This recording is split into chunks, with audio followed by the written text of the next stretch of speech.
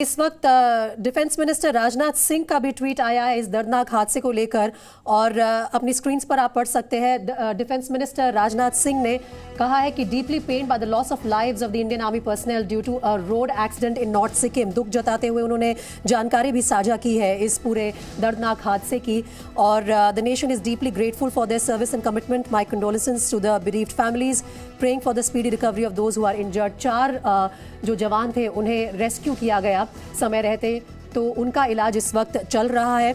लेकिन इसके साथ ही जो रक्षा मंत्री हैं उन्होंने भी ट्वीट करके इस मामले की जानकारी आपसे लगभग 3 मिनट पहले साझा की है और दुख भी जताया है जिस तरह का ये दर्दनाक हादसा हुआ। कृष्णा, आप कह रहे थे कि ये हादसा इतना दर्दनाक है कि एक तरफ यकीन भी नहीं होता और दूसरी तरफ इसे आप भूल नहीं सकते हैं। किस तरह से क्या हुआ होगा, क्या फॉग वाली कंडीशंस थी, क्या स्लिपरी रोड थी जिसके चलते ये हादसा हुआ, उसके बारे में जानकारी क्या कुछ ऑफिशियल आ पाई है अभी तक?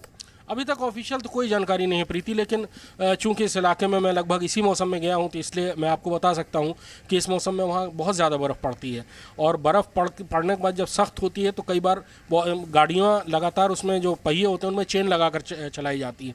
अब सवाल, और जो ड्राइवर्स होते हैं वो भी अक्सर उन रास्तों पर आते जाते हैं, वो एक्सपर्ट होते हैं, वो इन इलाकों में गाड़ी चलाने के लिए ट्रेंड होते हैं। फिर भी अब क्या कहा जाए, ये दुर्घटना तो हो ही गई जो कि बहुत ही दुखद है। ये फौज आमतौर पर भारतीय सेना खासतौर पर नॉर्दर्न बॉर्डर्स में जहाँ पर तैनाती होती है वो सारे इलाके बहुत ही इनहॉस्पिटेबल होते हैं, बहुत ज़्यादा ऊंचाई के पहाड़ होते हैं और उन पहाड़ों को काटकर जो सड़कें बनाई जाती हैं वो बहुत ज़्यादा रिस्की होती हैं। आप अगर कभी उन सड़कों पर ट्रैवल करें सामान्य मौसम में भी, तब भी आपको अंदाज़ा लग जाएगा कि वो सड़कें कितनी खतरनाक होती हैं।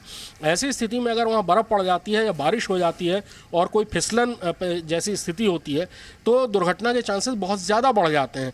अगर विजिबिलिटी कम होती है, कई बार कोहरा है या सही ढंग से रोशनी नहीं पहुंच पा रही है, तो ऐसी स्थिति में भी दुर्घटनाओं के चांस बनते हैं। सेना लगातार प्रिकॉशंस रखती है, ड्राइवर्स ट्रेंड होते हैं, गाड़ियां लगातार मेंटेन की जाती हैं, लेकिन उसके बाद भी दुर्घटनाएं होती रहती हैं क्योंकि ये जगहें ऐसी हैं कि जहां पर दुर्घटनाओं से का सिर्फ बचाव किया जा सकता है।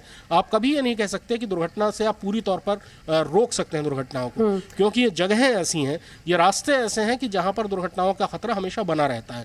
हिमालय अनस्टेबल खूबसूरत ये घाटी देखने में लगती है लेकिन उसी तरह से जानलेवा भी आज साबित हुई। देखिए किस तरह से ये जो तस्वीरें आई हैं हादसे के ग्राउंड जीरो से, वहां पर कितना ही बुरी तरह से क्षतिग्रस्त हुआ है ये आर्मी का ट्रक जिसमें सवार थे 20 जवान। 16 जवान इस हादसे में शहीद हो गए जिसमें 3 JCO भी शामिल हैं और 4 जवानों को समय रहते रेस्क्यू कर लिया गया क्योंकि इस काफिले में 3 आर्मी व्हीकल्स एक साथ मूवमेंट कर रहे थे। सबसे आगे जो ट्रक था, जैसे ही वो हादसे का शिकार हुआ तुरंत रेस्क्यू ऑपरेशंस लॉन्च कर दिए गए और घायलों को इलाज देने के लिए और घायलों का इलाज कराने के लिए उन्हें एयरलिफ्ट करके अस्पताल तक भेजा गया।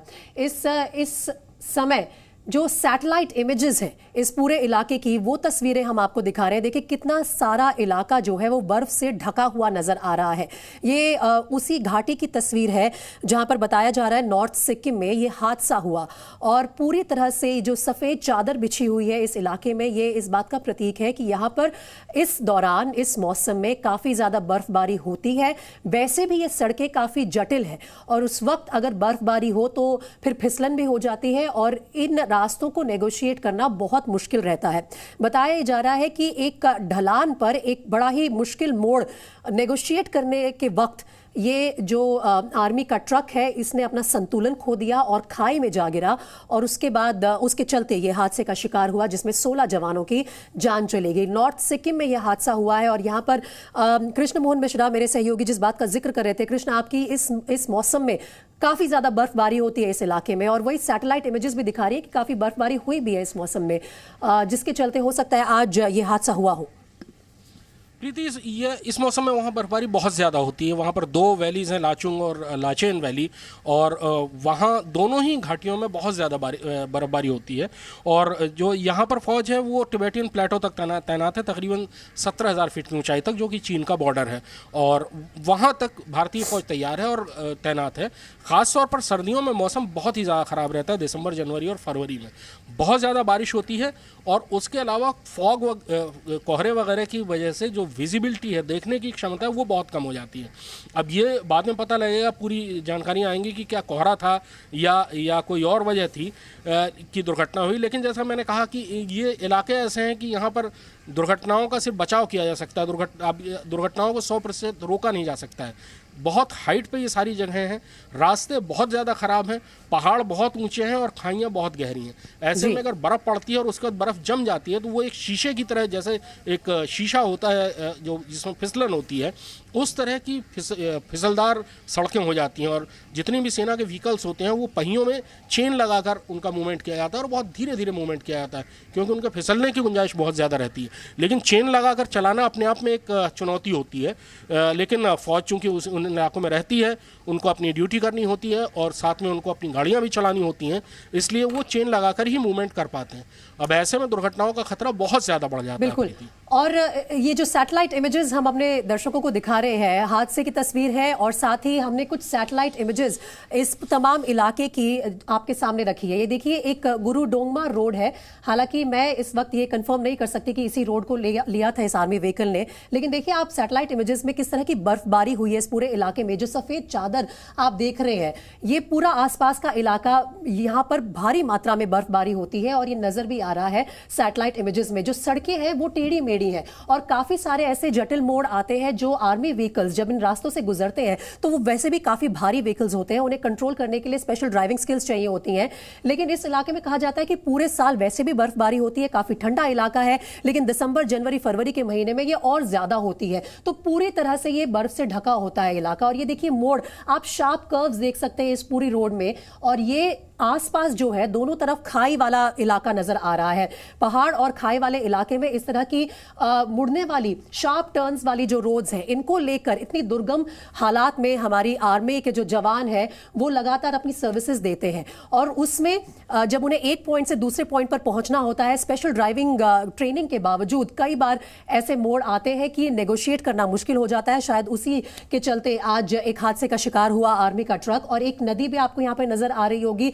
ये जो पूरी कंडीशंस है यहाँ पर, काफी ज्यादा एक्सट्रीम कंडीशंस बताई जाती हैं, ना सिर्फ मौसम की वजह से, लेकिन जिस तरह का यहाँ पर जियोग्राफिकल जो आप एक मैप देख रहे हैं उसमें ये साफ नजर आता है कि सड़कें पहले तो इस इलाके में काटना बहुत मुश्किल था। जब सड़कें बनी तो उसमें बहुत शार्प टर्न्स थे, और उन शार्प टर्न्स पर जब आर्मी व्हीकल चलता है, जो वैसे भी बहुत हैवी व्हीकल्स में काउंट किया जाता है, तो उसके लिए इन रास्तों को नेगोशिएट करना बहुत मुश्किल होता है। तो देखिए किस तरह से पूरी सफेद चादर आपको इस नदी से लेकर इस रोड तक साफ नजर आ रही है, और दूसरी तरफ भी काफी ज्यादा बर्फबारी हुई है, खाई वाला इलाका है। तो बताया जा रहा है कि ऐसे ही एक जटिल मोड़ पर जब नीचे की तरफ कहीं जा रहा था आर्मी व्हीकल, तो यहां पर शार्प टर्न पर उसका बैलेंस बिगड़ा और वो नीचे गिर गया खाई में। और जो तस्वीरें हमने आपको दिखाई किस तरह से क्षतिग्रस्त हुआ आर्मी का व्हीकल, वो साफ नजर आ रहा है कि बहुत ही डेंजरस ये पूरा का पूरा मार्ग है। और इसके चलते सैटेलाइट इमेजेस में आप देख सकते हैं, और ये हादसे की तस्वीरें हैं जब खाई में जाकर गिरा आर्मी का व्हीकल, तो देखिए कितनी बुरी तरह से क्षतिग्रस्त हो गया। लेकिन